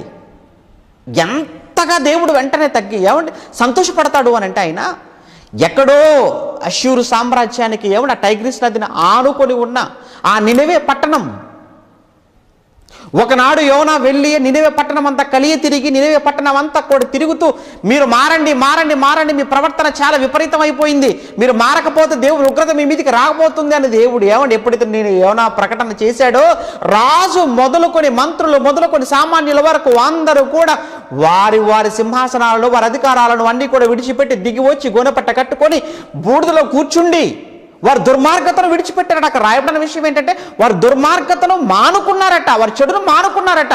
ఎప్పుడైతే వారు చెడు చేయటం మానుకున్న మరుక్షణమే దేవుడు తన ఉగ్రతను ఆపేశాడండి. ఇది కట్టుకథ అనుకుంటున్నారా మీరు? ఇది కట్టుకథ అని మీరు అనుకుంటున్నారా? కాదు, యథార్థంగా జరిగిందండి. నినెవే అబద్ధమా? నది అబద్ధమా? అష్షూరు సామ్రాజ్యం అబద్ధమా? వాస్తవాలు అవన్నీ. నీకు ఒకవేళ నమ్మకం లేకపోతే వెళ్ళు, ఆ పురావస్తు శాఖ వాళ్ళని అడుగు, ఆ డిపార్ట్మెంట్ వాళ్ళని అడుగు, హిస్టరీకి వెళ్ళి చూడు, గూగుల్ సెర్చ్ చేయి. బైబిల్ ఎప్పుడు అబద్ధం చెప్పదు. బైబిల్ ఎప్పుడు అబద్ధం చెప్పదు. అబద్ధం చెప్పవలసిన అవసరత బైబిల్కు లేదు. ఏమండి మారాలి కదండి. తిరగబడుతున్నారండి. దేవుడు ఎక్కడా తిరగబడుతున్నారండి. ఇంకా ఎంతమంది చావాలి? మీ గర్వం వలన, మీ అహంకారం వలన, మీ పొగరబోతు తనం వలన, మీరు దేవుడికి అవిధేయులుగా ఉండటం వల్ల ఇంకా ఎంతమంది ప్రాణాలు పోగొట్టుకోవాలి? ఇంత ఆస్తి నష్టం జరిగి, ఇంత ప్రాణ నష్టం జరిగి ఎంతోమంది రోడ్డున పడిపోయారండి. ఉద్యోగాలు లేక, తింట్లో తినడానికి లేక. ఎన్ని బాధలు పడుతున్నారండి ఇప్పటికి, ఎన్ని బాధలు, ఎంత ఇబ్బందుల్లోకి వెళ్ళిపోయారు ప్రపంచం అంతా కూడా. కారణం మనుష్యులంగా మనం చేసిన దోషాలు, మన అతిక్రమాలండి ఇవన్నీ కూడా. ఇంత జరుగుతున్నా నువ్వు మారటం లేదే, ఇంకా దేవుడికి ఎలా ఉండాలి? ఇంకా ఇదిగో వచ్చేస్తుంది, ఇదిగో వచ్చేస్తుంది, ఇదిగో వచ్చేసింది అన్నారు, మరలా ఫెయిల్ అయిపోయింది అంటారు. ఇదిగో వచ్చేసింది అంటున్నారు, మళ్ళీ ఫెయిల్ అయిపోయింది అంటున్నారు. ఇంజక్షన్ ఎప్పుడు వస్తుందో కాదు, నీలో మార్పు ఎప్పుడు వస్తుందో అని దేవుడు చూస్తున్నాడు. నువ్వు ఇంజక్షన్ కోసం నువ్వు చూస్తున్నావు, టీకా కోసం నువ్వు చూస్తున్నావు. ఎంత అన్యాయం జరుగుతుందండి. ఈ రోగం పేరు చెప్పుకొని కూడా హాస్పిటళ్లలో వైద్యం పేరుతో జరుగుతున్న మోసం దారుణం, చాలా దారుణం అండి. శవాల మీద కూడా పేలాలు ఏరుకొని తినే రకం అయిపోయారండి మనుషులు. శవాలను అడ్డు పెట్టుకొని కూడా వ్యాపారం చేసుకునే దౌర్భాగ్యకరమైన దుస్థితికి మనుషులు దిగజారిపోయారంటే, మనుషులా మృగాల్లా మారిపోయారు. మీరు ఆలోచించండి, ఇక ఎక్కడుందండి మానవత్వం అన్నది? ఎక్కడుందండి మనుషుల్లో? ఎంత అన్యాయం జరుగుతుందండి. దేవుడు ఏం చేయాలి చెప్పండి? ఇక తన ఉగ్రతను కుమ్మరించకూడదా మనుషుల మీద? యుద్ధం చేస్తావా, పోరాటం చేస్తావా? చెయ్యి పోరాటం. కరోనాతో పోరాటం అట, కరోనాతో యుద్ధం అట, చేస్తావు, చెయ్యి. చేశారు కదా, 7 నెలలుగా చేసేసారు కదా. అందరి తలుపులు కిటికీలన్నీ మూసుకొని బయటకు సస్తావరా, గజగజ వణికిపోయాం. పోరాటం చేస్తావా నువ్వు? యుద్ధం చేస్తావా? మాస్క్ లేకుండా బయటికి వెళ్ళలేవు, బయటికి వెళ్ళి వస్తే శానిటైజర్ రాసుకోకుండా ఏమి ముట్టుకోలేవు, మనిషి కనపడితే భయంగా పారిపోతున్నావు. యుద్ధం చేస్తాడట, యుద్ధం, కరోనాతో యుద్ధం అట. చెయ్యి. ఇవన్నీ పక్కన పెట్టండి, ఈ మాటలన్నీ పక్కన పెట్టి, డైలాగులన్నీ పక్కన పెట్టండి, మోకాళ్ళు వేయండి. మీ చెడు మానుకోండి. చెడుగా చూడటం మానండి, ఆలోచించడం మానండి, చెడుగా చేయటం మానండి. ఇది మతబోధ కాదు, ఇది మతబోధ అని పేరు పెట్టకండి దీనికి. నిన్ను మారవని చెప్పటం మతం అవుతుందా? నీ బ్రతుకు మార్చుకోరని చెప్పటం మతం అవుతుందా? నేను చెప్పే మాటలన్నీ బైబిల్లో ఉన్నవి. బైబిల్ బోధించినంత మాత్రం మతం మార్చేస్తున్నారు. ఎందుకు గగ్గోలు పెడుతున్నారు? ఎందుకు కేకలు పెడుతున్నారు? ఇక్కడ యెహోయాకీను అనేది వెళ్ళి చెప్పాడండి ఇర్మియా గారు, ప్రవక్త చెప్పాడు. ఈరోజు కూడా ఎంతోమంది దైవజనులు చెప్తూనే ఉన్నారు కదా, ఎంతోమంది చెప్తున్నారు, అన్ని మతాల్లో ఉన్న వాళ్ళు చెప్తున్నారు, నేను కాదంటం లేదు. మరి ఏది మార్పేది? ఏది? హిందూ మతంలో ఉన్న వాళ్ళు చెప్తున్నారు కదా, పెద్దలైన వారు, మారండి రా, బాగోలేదురా, మన ప్రవర్తన బాగోలేదురా, జీవితం మారండి అన్నారు. ఎవరు మారుతున్నావా? నీ వాళ్ళు చెప్తే. ఇస్లాం మతంలో ఉన్న వాళ్ళు చెప్తున్నారు కదా మారమని, అలా క్రైస్తవులుగా మేము చెప్తున్నాం కదా మారమని. అందరూ మారాలి, మనసును మార్చుకుందాం, ఆ తర్వాత ఆలోచిద్దాం. ముందు మనసు మారాలి కదా, మన యాటిట్యూడ్ మార్చుకోవాలి కదా. ఇంత అన్యాయాలు, ఇంత దారుణాలు, ఇన్ని ఘోరాలు మన కళ్ళ ముందు మన చుట్టూ జరుగుతుంటే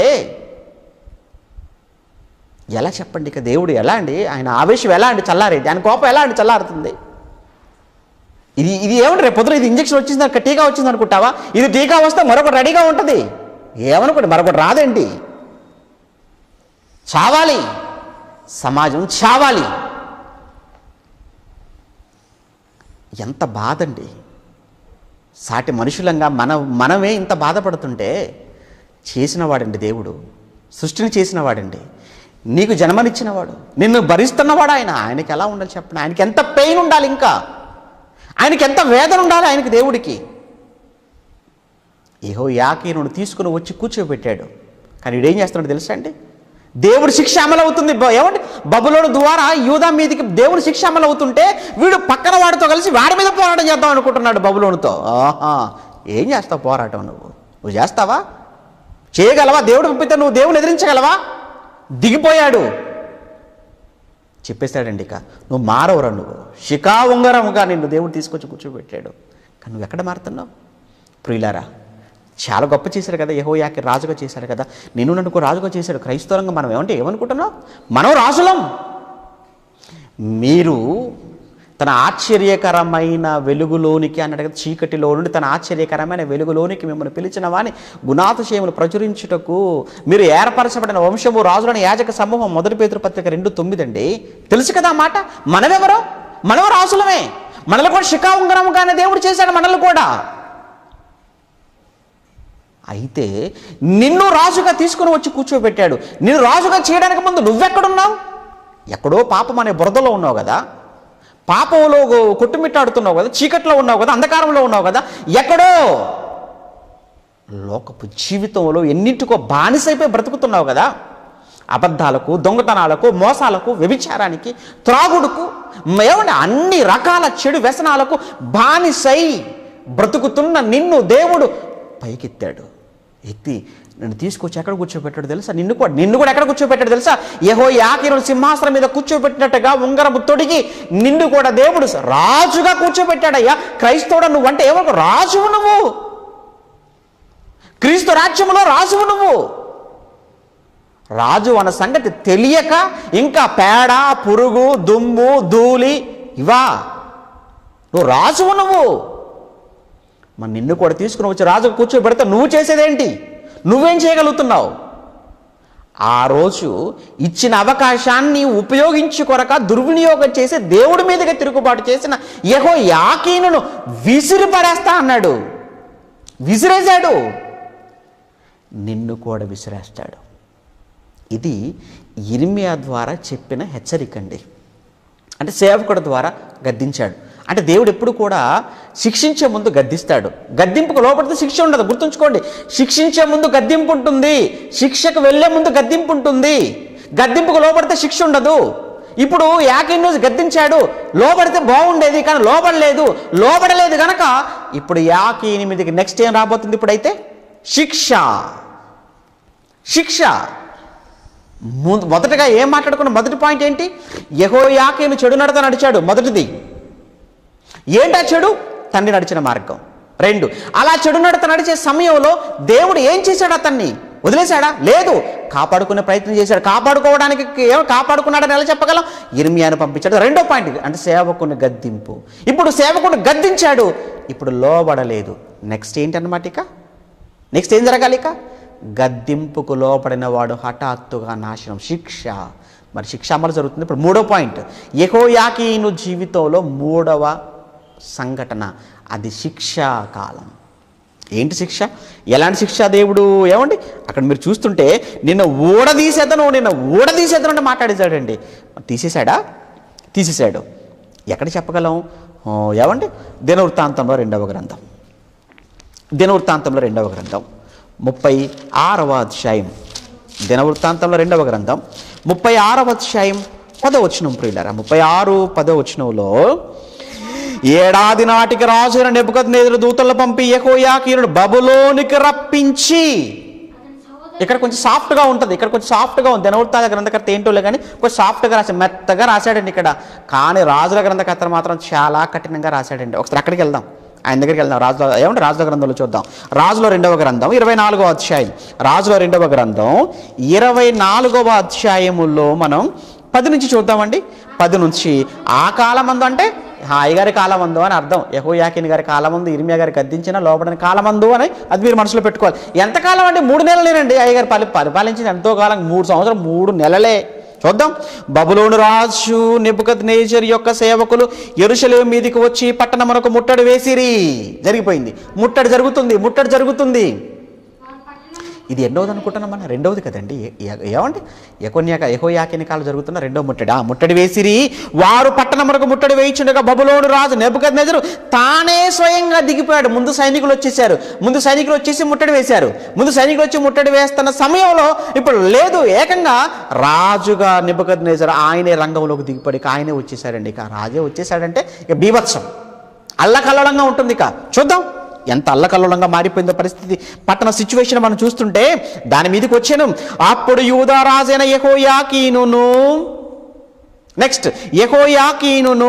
అతని తల్లియును అతని సేవకులను అతని క్రింది అధిపతులను అతని పరివారమును బయలు వెళ్ళి బబులోను రాజు వద్దకు రాగా, బబులోను రాజు ఏలుబడిలో 8వ సంవత్సరమున అతన్ని పట్టుకొనెను. ఎవరిని? నెబుకద్నెజరు. ఏమండి యాకిన్నేనా? తల్లినేనా? భార్యలను అంతేనా? ముందే ఆయన చేసిన ముందే యిర్మీయా గారు చేసిన ఒక హెచ్చరిక మనం అక్కడ మిస్ అయిపోయాం. మళ్ళీ చదువుకుని మరి ఇక్కడికి వచ్చేద్దాం. ముందే యిర్మీయా గారు చేసిన ఒక హెచ్చరిక, నువ్వు వినకపోతే నీకు ఏం జరుగుతుందో కూడా చెప్పాడు ఆయన. ఏం జరుగుతుందని ఆయన చెప్పాడు ప్రవక్త. అదే ఇక్కడ జరుగుతుంది అన్నది మీకు అర్థం కావాలి కనుక ముందు అక్కడికి వెళ్ళొద్దాం. ఎక్కడికి? యిర్మీయా గ్రంథం ఒకసారి ఇర్మియా గ్రంథం ఇప్పుడు మనం చదువుకున్న అధ్యాయం ఏనండి, 22వ అధ్యాయం 25 నుంచి, నీ ప్రాణమును ఎవరు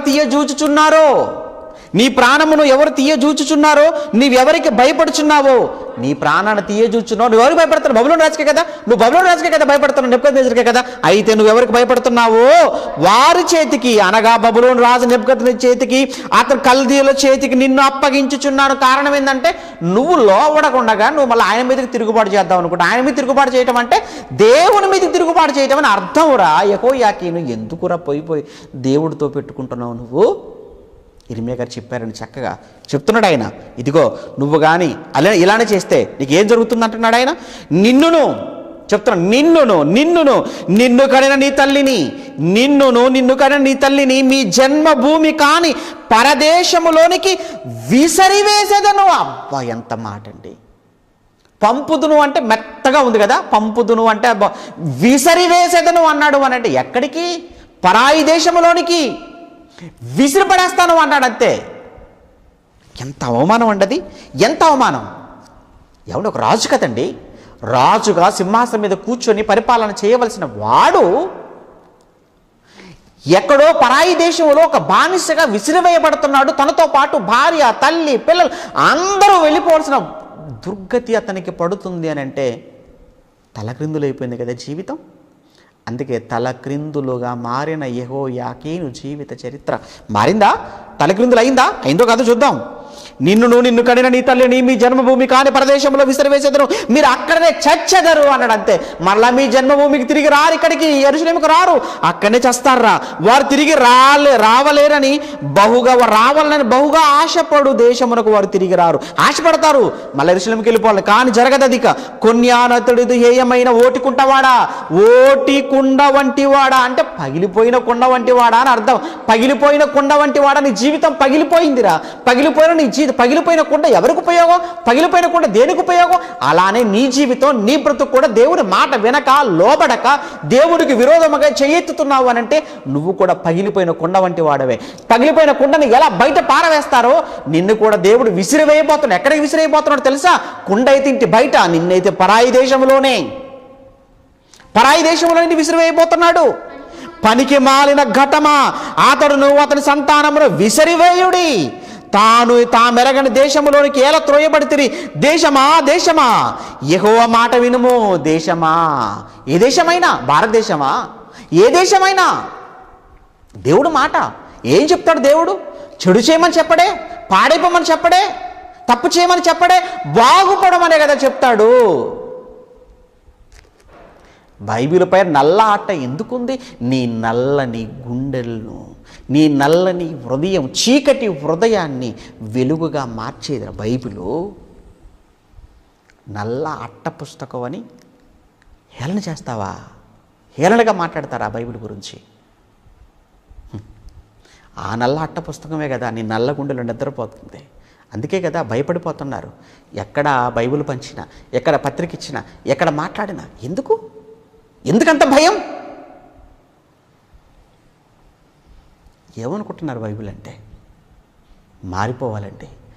మనసున్న ప్రతి మనిషి మారతాడండి. బైబిల్ వింటే మనసున్న ప్రతి మనిషి మారిపోవాలి, ప్రతి మనిషి మారాలి.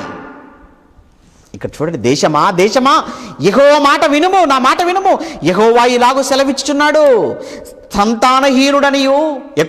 సంతానహీనుడనియు తన దినములలో వర్ధిల్లని వాడనియు ఈ మనుష్యుని గురించి, యెహోయాకీని గురించి వ్రాయబడి అతని సంతానములలో ఎవడును వర్ధిల్లడు, వారిలో ఎవడును దావీదు సింహాసనం మీద కూర్చుండడు, ఇక మీదట ఎవడును యూదాలో రాజుగా ఉండడు, ఇతని సంతానములోకి ఎవరు కూడా సింహాసనం మీద కూర్చోరు.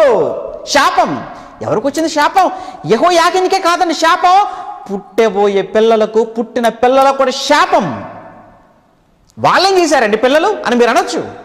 పిల్లలేం చేశారండి, భార్య ఏం చేసిందండి, తల్లి ఏం చేసిందండి అని మీరు అంటారు కదా. అలానే వారందరికీ చెప్పే సమాధానం ఏంటో తెలుసా? ఇతని జీవితం నీకు, నాకు, మనందరికీ చెప్పే పాఠం, నువ్వు చేసే తప్పులు నీపై, నీ భార్యపై, నీ కుటుంబంపై, నీ పిల్లలపై కూడా ప్రభావం చూపిస్తాయి. రాబోతున్న తరాల మీద కూడా ఆ ప్రభావం ఉంటుంది. కనుక జాగ్రత్తగా బ్రతుకు అని చెప్పటానికి దేవుడు ఇవన్నీ జరిగించాడు. అవును, మద్యం అలవాటు ఉందా నీకు? మానుకో. మోసం చేసే అలవాటు ఉందా? మానుకో. ఒకవేళ త్రాగుబోతుగా, తిరుగుబోతుగా, సోమరిపోతుగా, అబద్ధాలు చెప్పేవాడుగా, కొండెగాడుగా, కలహాలు పుట్టించేవాడుగా ఒకవేళ నువ్వు ఉంటే ఈ లక్షణాలు మంచిది కాదు. నువ్వు వెంటనే మానుకో. ఒకవేళ నువ్వు మానుకొనక వీటిని ఇలానే నువ్వు కంటిన్యూ చేస్తే నువ్వు చేసే ఈ తప్పుల ప్రభావం, ఎఫెక్ట్ ఖచ్చితంగా నీతో ఉన్న వారి మీద పడుతుంది. వారు కూడా నీ పాలిటి శిక్షలో వారు కూడా పాలిభాగస్తులు కాక తప్పదు అని చెప్పటానికి యెహోయాకీను జీవితాన్ని దేవుడు వ్రాయించి భద్రపరిచి నీ కళ్ళ ముందు పెట్టిన తర్వాత నువ్వు మారాలి. తల్లిగా నువ్వు మారాలి. నువ్వు సీరియల్లా పిచ్చి? నీకు సినిమా పిచ్చిందా? నీకేమైనా మంచి బట్టలు వేసుకోవాలి, కాస్ట్లీ వస్త్రాలు వేసుకోవాలి పిచ్చిందా? మేకప్ పిచ్చి నీకేమైనా ఉందా? నీకున్న మేకప్ పిచ్చి, నీకున్న బట్టల పిచ్చి, నీకున్న ఫ్యాషన్ పిచ్చి, నీకున్న సీరియల్ పిచ్చి, సినిమాల పిచ్చి, ఊసులాటలు, సెటైర్లు, ఒకవేళ ఇవే నీకు గాని ఉంటే ఖచ్చితంగా వీటికి శిక్ష నువ్వు అనుభవిస్తావు. నీ భర్త అవమానించబడతాడు. నీ కడుపులో పుట్టిన పిల్లలకు కూడా ఈ శిక్షలో పాలు పంచుకొనక తప్పదు. ఈ ప్రభావం రాబోయే తరాల మీద కూడా ఉంటుందని చెప్పడానికి దేవుడు యెహోయాకీను జీవితాన్ని మన కళ్ళ ముందు పెట్టాడు. పాలించింది 3 నెలలే, కానీ మనందరికీ గొప్ప పాఠం ఇందులో వ్రాయబడిందన్న సంగతి మీకు అర్థమైందా? జరిగిందా? మరి శిక్ష అమలు జరిగిందా? దేవుడు అన్న తర్వాత జరగకుండా ఉండటమా? దేవుడు అన్న తర్వాత మాట నెరవేరకపోవటమా? లేదు, జరిగింది. దేవుడు ఏది ఇర్మియా ద్వారా ముందుగా చెప్పాడో చెప్పింది చెప్పినట్టుగా యాకీను జీవితంలో అక్షరాలుగా నెరవేరిపోయిందండి. అదే ఇప్పుడు మనం చదువుకొని ఇక్కడికి వచ్చేసాం. మళ్ళీ అక్కడికి వెళ్దాం. రాజుల 2వ గ్రంథం 24వ అధ్యాయం 12, 13. మరియు అతడు యెహోవా మందిరపు నెబుకద్నెజరు వచ్చేసాడు. వచ్చి ఏం చేశాడట? అతడు యెహోవా మందిరపు ధననిధిలో ఉన్న పదార్థాలు కావచ్చు, రాజఖజానాలు, సొమ్మును కానీ ఏమండి యెహోవా మందిరములో ఉన్న ఆలయాలకున్న బంగారు ఉపకరణాలు అన్నీ కూడా బయటికి తీయించేసి వాటిని ముక్కలుగా తునకలుగా చేసి బీదలైన వారిని తప్ప మిగతా వారందరిని పట్టణంలో అధికారులు, పరాక్రమశాలు 10,000 మంది వీరు తీసుకుని వెళ్ళిపోతున్నాడు. అంత మాత్రమే కాదండి, 15వ వచనం చూడండి. అతడు యెహోయాకీను రాజును, నెంబర్ 1, యెహోయాకీను రాజును, అతని తల్లిని, రాజు భార్యలను, అతని పరివారమును, దేశంలోని గొప్పవారిని చెరపట్టి యెరూషలేము నుండి బబులోను పురమునకు తీసుకొని పోయెను. అయిపోయిందా? ఎంత అవమానం అండి! ఒక పరాయి దేశపు రాజు, ఎక్కడో బబులోనులో ఉన్నటువంటి రాజు ఈ దేశం మీదకి రావటం ఏంటి? రాజును గొలుసులతో పెట్టడం ఏంటి? భార్యను బంధించడం ఏంటి? తల్లిని బంధించడం ఏంటి? పిల్లలు బంధించడం ఏంటి? పరివారాన్ని, అధిపతులను అందరినీ బంధించి గొలుసులతో బబులోనుకి తీసుకొని వెళ్ళిపోతున్నాడు అని అంటే ఎలా ఉన్న రాజు, ఎలా ఉన్న జీవితం, ఎలా ఉన్న బ్రతుకు ఆఖరికి ఎలా మారిపోయింది చెప్పండి. ఎంత హుందాగా ఉండాలి రాజు అంటే, ఎంత గౌరవంగా ఉన్నది. ఒకప్పుడు ఎంతో గౌరవంగా, హుందాగా భార్య, పిల్లలతో, తల్లితో, అధిపతులతో చక్కటి పరిపాలన చేసుకుంటూ చక్కగా ఉండవలసిన పరిస్థితి కొద్ది రోజుల్లోనూ తలక్రిందులుగా మారిపోయింది. అందుకే తలక్రిందులుగా మారిన యెహోయాకీను జీవిత గాథ మీ కళ్ళతో చూశారు. ఇప్పుడు ప్రియులారా, ఇది శిక్ష. అయితే దేవుడు వదిలేశాడు. తీసుకెళ్ళిపోయి ఎక్కడ పెట్టేశారు? చెరలో, బందీగా పెట్టేశారు. యెహోయాకీనును చెరలో బందీగా పెట్టేశారు, ఖైదీగా పెట్టేశారు, జైలులో. ఎంతకాలమో తెలుసా అండి? ఎంతకాలం జైల్లో ఉన్నాడో తెలుసా? 37 సంవత్సరాలట. ఏంటంటే జీవిత ఖైదు అంటే 14 సంవత్సరాలండి. కానీ 37 సంవత్సరాలు అక్కడే ఉన్నాడు. ఈ 37 సంవత్సరాల తర్వాత నెబుకద్నెజరు చనిపోతాడు. అతని కొడుకు ఎవిల్మెరోదకు రాజు అవుతాడు. అతను రాజైన తర్వాత నెబుకద్నెజరు కొడుకు అప్పుడు జైలులో ఉన్నటువంటి యెహోయాకీను బయటకు వస్తున్నాడు. యాకీను బయటకు వస్తున్నాడు. ఏంటిది ఇది? శిక్ష. ఇప్పటివరకు దేవుని శిక్ష కదా చూసా. మొదటగా చెడు నడత నడుస్తున్నందుకు ఇర్మియా ప్రవక్త వెళ్ళి గద్దించాడు, సేవకుని గద్దింపు 2వ పాయింట్. 3వ పాయింట్ ఏమనుకున్నాం? శిక్ష అనుకున్నాం. ఇప్పుడు 4వది ఏంటో తెలుసా? దేవుని ప్రేమ. ఏంటండి ప్రేమ? శిక్ష తర్వాత కూడా ప్రేమ? అవును, శిక్షాకాలంలో నువ్వు మారితే దేవుడు నిన్ను ప్రేమిస్తాడు. శిక్షాకాలంలో కూడా నువ్వు మారితే ప్రేమిస్తాడు. ఈ కరోనా కాలంలో నువ్వు మారు, మార్చుకో. 37 సంవత్సరాలండి. చూస్తారా? అదే రాజుల 2వ గ్రంథం 25వ అధ్యాయం, అదే రాజుల 2వ గ్రంథం 25వ అధ్యాయం 27వ వచనం. యూదా రాజైన యెహోయాకీను చెరలో ఉంచబడిన 37వ సంవత్సరం, చెరలో ఉంచబడిన 37 సంవత్సరం. ఇక్కడ ఒక లెక్క మీకు తెలియాలి. ఎన్నో ఏట రాజు అయ్యాడని చెప్పుకున్నాం మనం? 18 కదా, 18 ఏట కదా రాజు అయ్యాడని చెప్పుకున్నాం, కన్ఫర్మ్ చేసుకున్నాం మనం. 18వ ఏట రాజు అయితే ఇక్కడ చెరలో ఉండబట్టి ఎంతకాలం అయిందట? 37వ సంవత్సరం. 37 + 18 ఎంత? 37 + 18 అండి, 55. 55 ఏళ్ల వయసు అండి అప్పటికి. యెహోయాకీనుకి 55 ఏళ్ల వయసు. అలా 55 సంవత్సరాల వయసులో 12వ నెల 27వ దినమున బబులోను రాజైన ఎవిల్మెరోదకు తాను ఏలన ఆరంభించిన సంవత్సరమందు బందీ గృహములో ఉన్న యూదారాజును యెహోయాకీనును బయటికి రప్పించండి అన్నాడు. యెహోయాకీనును బయటికి రప్పించేశారు. ఎందుకు? చూడండి, రప్పించిన తర్వాత ఇంకేం జరిగింది చూడండి. అతనితో దయగా మాట్లాడేట. ఏంటి? ఒక చక్రవర్తిగా ఉన్న వ్యక్తి, అందులో ఖైదీగా వచ్చినటువంటి బానిసగా వచ్చిన యెహోయాకీను బయటికి రప్పించడం ఏంటి? రప్పించిన అతనితో ఇతను దయగా మాట్లాడటం ఏంటి? అతని పీఠమునట, మరలా ఎవరి పీఠమును? యెహోయాకీను పీఠమునట బబులోనులో ఉన్నటువంటి మిగతా బానిస రాజులు ఎవరైతే ఉంటారో ఆ రాజులందరి పీఠముల కంటే అతని పీఠమును ఎత్తుగా చేశాడట. కాగా అతడు తన బందీ గృహ వస్త్రములు, అంటే బందీ గృహం అంటే జైల్లోకి వెళ్ళినప్పుడు ఒక డ్రెస్ ఇస్తారు కదండి. ఎవరైనా జైల్లోకి వెళ్ళిపోయినా, ఏ జైలుకి వెళ్ళిపోయినా కానీ మనం వేసుకున్న డ్రెస్సులు పక్కన పెట్టేస్తారు, వాళ్ళు ఒక డ్రెస్ ఇస్తారు, ఆ డ్రెస్లోనే ఉండాలి. అది యూనిఫామ్ జైల్లో. ఇక్కడ కూడా అతను బందీ గృహంలో నుంచి బయటికి రాగానే అతని బందీ గృహ వస్త్రములు తీసివేసి వేరే వస్త్రములు అతనికి ధరింపచేసి అతనితో ఉన్న రాజులందరికంటే ఇతనికి చాలా ఉన్నతమైనటువంటి ఆ స్థానంలో అతను కూర్చోబెట్టాడట. అంతేకాదండి, అతనికి పెన్షన్ కూడా ఏర్పాటు చేశారటండి. ఎవరికి? యెహోయాకీనుకి. ఎవిల్మెరోదు అతనికి పెన్షన్ కూడా శాంక్షన్ చేశారట. ఎంతకాలం తెలుసా అంటే లైఫ్ లాంగ్ పెన్షన్ అట. ఏమంటే యెహోయాకీను బ్రతికినంత కాలం రాజు సన్నిధిని భోజనము చేయుచు వచ్చెను. మరియు అతని భత్యము ఏనాటికానాడు రాజు చేత నిర్ణయింపబడినదై అతడు బ్రతికిన నాళ్ళు ఆ చొప్పున అతనికి ఇయ్యుచుండెను. చచ్చిపోయేంత వరకు పెన్షన్. ఎవరికి? యెహోయాకీనుకు. అసలు ఏంటి అంత రివర్స్ అయిపోయింది? మళ్ళీ తలక్రిందులు అయిపోయింది కదా, అంతే కదండి. అక్కడ తలక్రిందులు అయింది, మళ్ళీ ఇక్కడికి వచ్చిన 37 మళ్ళీ తలక్రిందులు అయిపోయింది. ఎందుకు అంటే ఏం జరిగి ఉండొచ్చు? ఒకటి, ఇటు మారిపోయి ఉండొచ్చు మనం అనుకోవటానికి, ఎందుకంటే బైబిల్లో లేదు కనుక అనుకుంది. ఎందుకంటే ఏమంటే జైల్లో 37 సంవత్సరాలు ఉన్నాడు కదండి. 37 సంవత్సరాల కాలంలో అతను చేసినటువంటి తప్పిదానికి, అతడు చేసిన పొరపాట్లకు అతనిలో నిజంగా రియలైజేషన్ వచ్చేసి, మార్పు వచ్చేసి, పశ్చాత్తాపడిపోయి బాధపడి కన్నీళ్ళు పెట్టుకొని ఉంటాడేమో. అందుకే దేవుడు కనికరించాడు. అంతే కదండి. నిజంగా మారిపోతేనండి దేవుడు ఎంత గొప్ప చేస్తాడు అని అంటే, మీరు మార్పు చెంది నటించి చూడకండి. మీరు ఒరిజినల్గా మీరు మారి చూడండి. మళ్ళీ చెప్తున్నాను, మీరు నటిస్తే మీ జీవితాలు అలానే ఉంటాయి, ఎప్పటికీ ఎదగలేరు. కానీ ఒరిజినల్గా మీరు మారండి. నిజమైన మార్పు అది హృదయాంతరాలలో నుంచి రావాలి. నోట్లో నుంచి రావటం కాదు, హృదయాంతరాలలో నుంచి రావాలి. అలా వస్తే దేవుడు చాలా గొప్ప చేస్తాడండి. ఉన్నతమైన స్థానంలో కూర్చోబెడతాడండి తీసుకెళ్ళి. అలా ఎంతమంది జీవితాలలో దేవుడు చేయలేదు చెప్పండి? ఎంతమందిని దేవుడు గొప్ప చేయలేదు అలా చెప్పండి? మారాలి.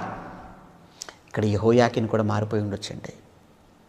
ఏమండి తీసుకొచ్చి కూర్చోబెట్టాడు. చనిపోయేంతవరకు ఇతనికి భోజనం అని ఏర్పాటు చేసేసేయండి అన్నాడు.